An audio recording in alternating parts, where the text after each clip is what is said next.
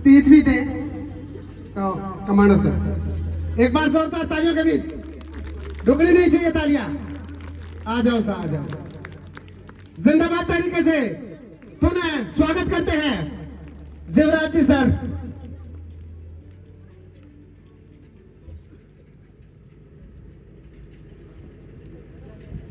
₹465 के अनमोल रतन गणमान्य सज्जन बुजुर्गगण, आपको और मातृशक्ति को मेरा प्रणाम। बच्चों को बहुत बहुत आशीर्वाद और प्यार। अद्भुत, शानदार इस प्रकार का प्रोग्राम इस अब तो डेवलप हो गया। बैकवर्ड बेल्ट में होना अपने आप में बहुत बड़ी बात है और इसके लिए सबसे पहले मैं शाला परिवार के सभी शिक्षकों का, स्टाफ का और मेरे आदरणीय परम मित्र गुरप्रीत जी सर का तहे दिल से आभार व्यक्त करता हूं कि इन्होंने इतना अच्छा शानदार प्रोग्राम प्रस्तुति हम लोगों के सामने प्रस्तुत की। तो एक बार मेरी तरफ से सर के लिए और स्टाफ के लिए तालियों से।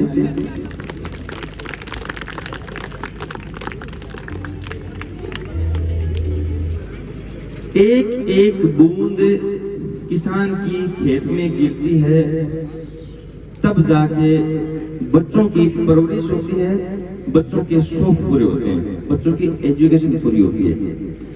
तो मेरे कहने का मतलब बेसिक ये है कि जब आप मेहनत करके पैसा कमा रहे हैं तो बच्चों तक ये मैसेज पहुंचाना जरूरी है कि ये पैसा मैंने बड़ी मेहनत से कमाया है, इसको तू वेस्ट नहीं कर सकता।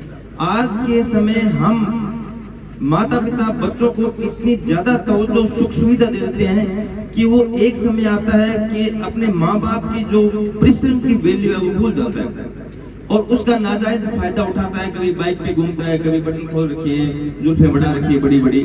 तो उनको खर्चा करने से पहले ये एहसास होना जरूरी है कि मेरे माँ बाप ने कितनी अच्छी परवरिश की है, कितनी मेहनत से पैसा कमाया है। मेरा बेटा अभी 10th में है। पिछले 1 साल पहले मैं उसको साइकिल दिलाई मैंने उसको। उसने 2 साल तक मेरा पीछा किया, पापा साइकिल चाहिए, पापा साइकिल चाहिए। मैं बोलता बेटा तनख्वाह नहीं आई, पैसा तो है नहीं। मैंने 25 तारीख को बोलना स्टार्ट कर दिया कि नहीं बेटा अभी इस बार महीने की तनख्वाह आएगी तो मुझे किसी को पेमेंट करना है, तो इस बार तो पैसा है नहीं मेरे पास में। उन 2 सालों में मैंने उसको ये एहसास करा दिया कि पापा जो पैसा कमाते हैं वो बड़ी मेहनत और शिद्दत से कमाया जाता है और हमारे पास में लिमिटेड संसाधन है। उस 2 साल की तपस्या का रिजल्ट ये रहा कि आज उसकी जेब में 10 का नोट डाल दिया जाए तो पसीने से गड़ सकता है नोट, उससे खर्च नहीं होगा। ये हम अपने बच्चों को धीरे धीरे शिक्षित करेंगे, समझाएंगे, तब समझ आएगी वो वैल्यू, तब समझ आएगी। आपके लिए बहुत नॉर्मल बात है, बच्चे ने मांगी, डिमांड की, हमने वो चीज उसको उपलब्ध करवा दी, लेकिन उसको ये एहसास तो होना जरूरी है कि ये जो सामान आया है वो मेरे माँ बाप ने कितनी शिद्दत से मेहनत करके मेरे तक पहुंचाया है। तो ये चीज हम लोगों से छूटती जा रही है। उसमें माँ बाप का मन कोमल होता है तो हम लोग कर नहीं पाते, इसके लिए हमें सख्त होना पड़ेगा। आज थोड़ा सख्त होंगे तो रिजल्ट अच्छा आएगा। अभी कुछ दिन पहले की घटनाएं हैं 465 की, जो कुछ माँ बाप की लापरवाहियों की वजह से हमें नुकसान झेलना पड़ा। बताने की आवश्यकता नहीं है, माफी चाहूंगा। संस्कार, बच्चों को झुकना सिखाओ।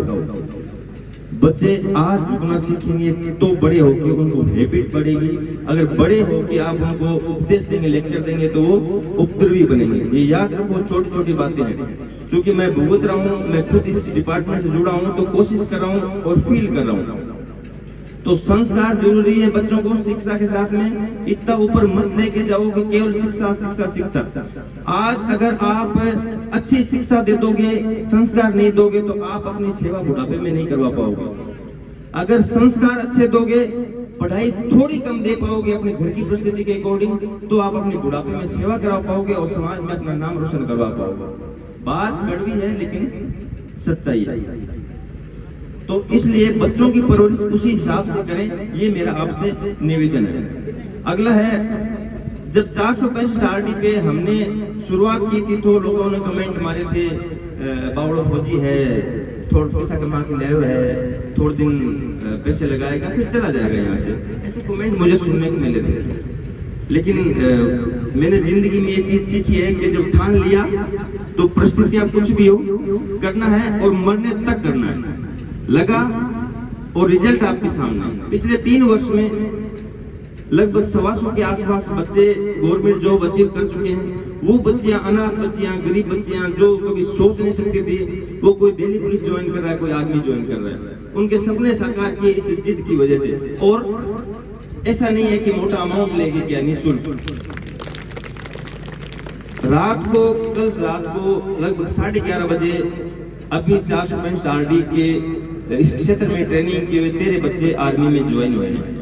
एक साथ इतने बच्चे ज्वाइन हुआ, मुझे लगता है बड़ी बात है, शायद होनी भी चाहिए, तो आप उसके लिए प्रशंसा कर सकते हैं। दूसरी बात, शिक्षा का क्षेत्र है। मैं अभी स्कूल प्रांगण में प्रशंसा नहीं करूंगा, लेकिन मैं ये जरूर बोलूंगा कि सब कुछ निःशुल्क बंट रहा है, पूरा का पूरा ज्ञान निःशुल्क बंट रहा है। अगर आपकी क्षमता है लेने की तो आ जाओ, शायद मैं 5-4 साल में बैठ जाऊं, ये चीज मैं दोबारा दे पाऊं नहीं दे पाऊं। तो जिनको नीड है, जो बच्चे ट्रेनिंग करना चाहते हैं, शिक्षा लेना चाह रहे हैं और जिनकी पारिवारिक स्थिति अच्छी नहीं है, वो पधारें और अपने आप को अपडेट करें देश सेवा के लिए। कल 24 और 25 फरवरी को 465 RD पे एक बड़ा राष्ट्रीय स्तर का कबड्डी टूर्नामेंट का आयोजन होने जा रहा है। तो मेरा आप सभी माताओं बहनों से, बच्चों से, बुजुर्गों से, दोस्तों से आग्रह रहेगा कि बच्चियां दूर दूर से पहुंच रही है, यूपी से, एक नोएडा से आ रही है, दिल्ली से आ रही है, गुड़गांव से, हिसार